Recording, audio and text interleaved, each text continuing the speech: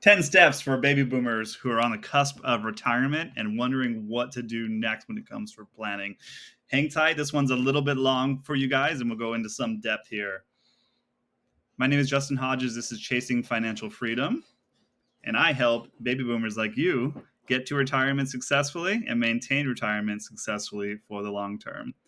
All right, step number one here. I truly do recommend this too, whether you're a do-it-yourselfer or you would like to work with professionals. Start talking to those professionals. This is going to be your financial planners and or advisors, a CPA if you don't have one already, estate planning attorneys, and so on. Start having those conversations so that you can get realistic numbers and goals and target dates and years and ages on all of this stuff. Step number two. We're going to really focus here now on paying down any major consumer debts remaining, including mortgage at this point. You want to get these done.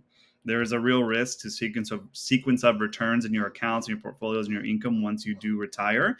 You're also typically making decent money at this point in your life, so you want to knock out some of these big things remaining at this point, get clear before you pull the trigger on retirement. So again, even if that mortgage is low interest at this point too, start to get it paid down. Another strategy is you could refinance it here while you have income, of course, to really reduce that monthly payment. Apply extra towards the principal over the first decade or so of retirement as well. That will work. Number three, knock out any major medical procedures that you currently need to have done, that you are aware you need to have done and whatnot too, while you're covered through medical through your employer and or you need to come out of pocket because, again, you have income right now. Another thing to add on here too is any new vehicles would be great to have. I'm not saying create yourself more debt essentially, but if we know that's something we need to do, that would be something to knock out here before you officially do retire, somewhere in that 5-year mark or so before your target retirement date. Home renovation is also kind of a fun one around here too for a lot of you. That one can be saved for later for a retirement goal once you get there, or reward for yourself or whatnot too. Number four, and this one is overlooked typically, but you're going to want to open up lines of credit to draw on if needed. Usually this is a HELOC for most of my clients that I work with or people that I see. Remember, once you're retired, you don't have income anymore, you're almost not going to qualify for much lending. So the chances are you have significant equity in your homes at this point. So get a HELOC open. You're just not going to draw on it. As long as you don't draw on it, there is typically no cost and there's no interest. Now, you want to have that open because if an emergency presents itself in the future or you need cash quickly for something, you need liquidity, you're going to have this. So my thought on this is opening up a HELOC for as long as possible, so the longest term, ideally 30 years, 20 would work too as well.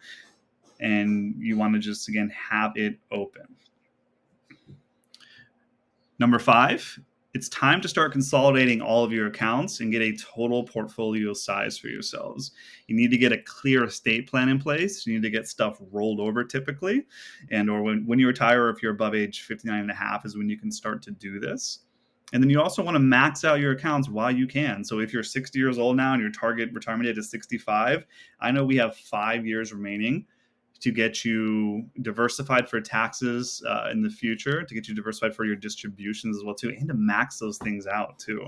So try and max those employer plans through work, your 401ks, really juice that retirement. A lot of that magic happens in the last 5 to 10 years, before you retire. All the compounding is doing its trick. You're really adding into it thoroughly. So get those things done while you still can, while you have that income. A lot of baby boomers' retirement money is also in traditional pre-tax money. So this is also a good time to where I start to really encourage you to try and max out a Roth IRA for yourself and your spouse while you can. Get some money that's working in a more tax efficient manner for you down that road too. Maybe some extra in a brokerage account too as well. Number 6, you're going to want to get everything into a will and trust at some point or have some kind of direction. Just check your beneficiaries. This is what a professional will help you do, of course, as well. Make sure you have a clear plan. So beneficiaries on all your accounts that you can. So that's all your investment and retirement accounts.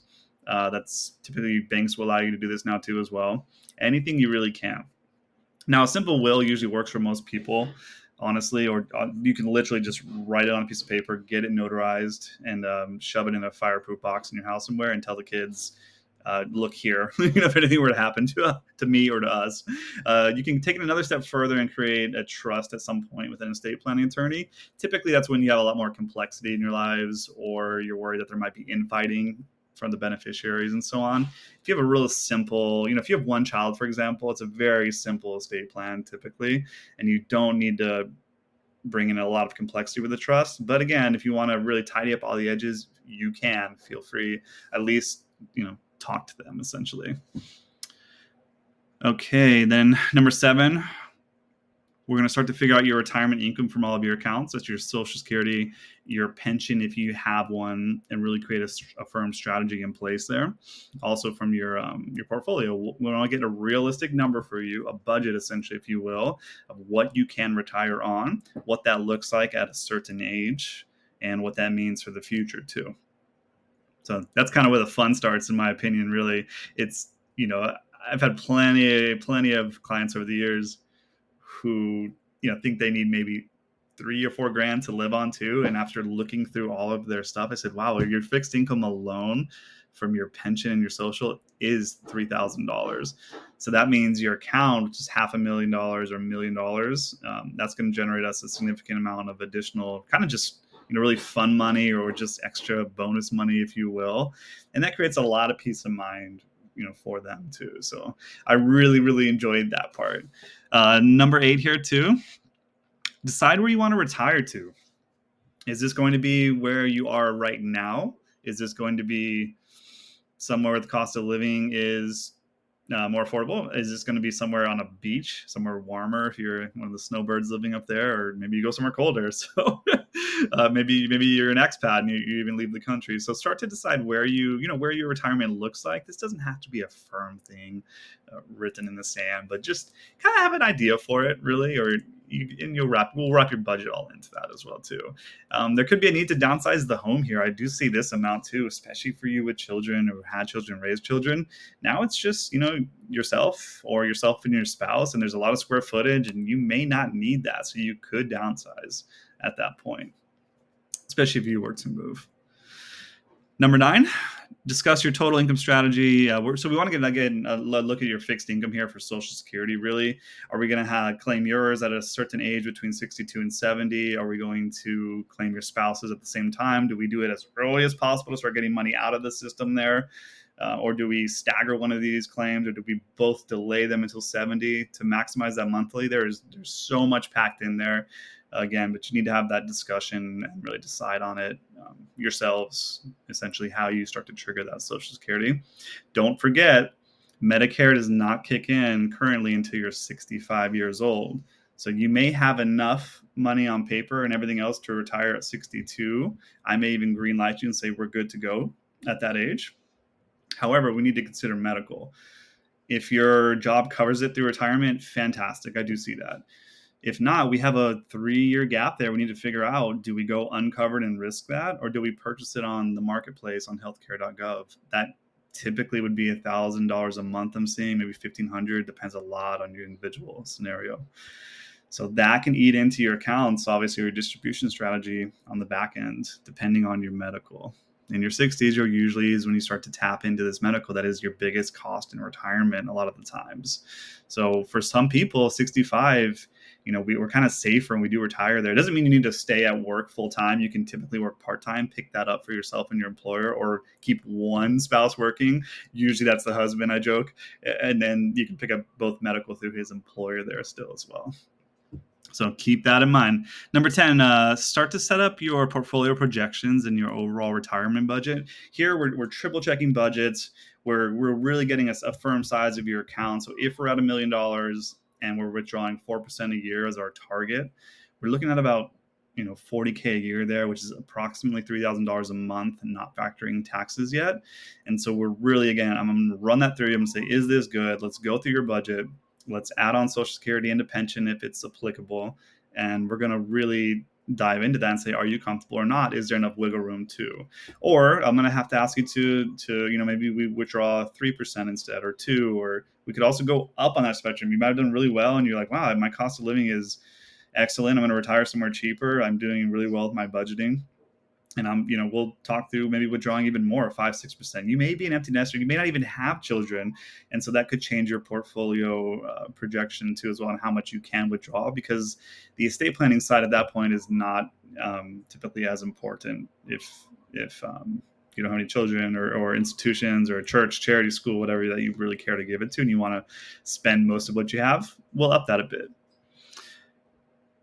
Number 11, this is probably, and this is the bonus step here, this is probably the most important step out there, honestly, is you want to start planning your hobbies for after you do retire, especially if you spend a lot of hours at work, if you have one of those careers where it could be fulfilling to you as well.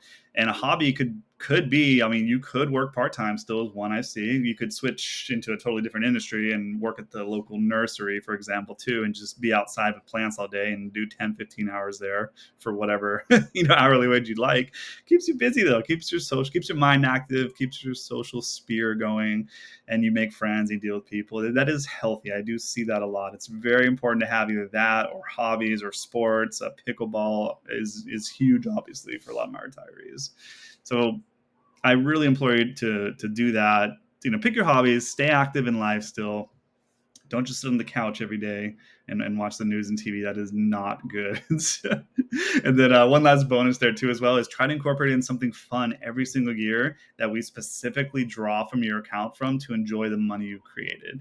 For a lot of my folks, this is usually going to be a really nice vacation or trip or travel once a year. And you go and I will tell you how much you can spend based on how we're doing so far in your retirement. That's the what we've done so far in the year as far as performance goes in the portfolio, how you're doing on your personal spending. There may be years where you take out 20, 30, 40, 50 grand even, and we go do something nice, because money overall is just a tool. We're going to be safe with it. We're going to make sure it lasts for you as long as possible, but you should enjoy it too. And for some people, that's actually harder when they retire than you would think. My name is Justin Hodges. This is Chasing Financial Freedom, and this one is for all of you baby boomers out there. Good luck on retirement.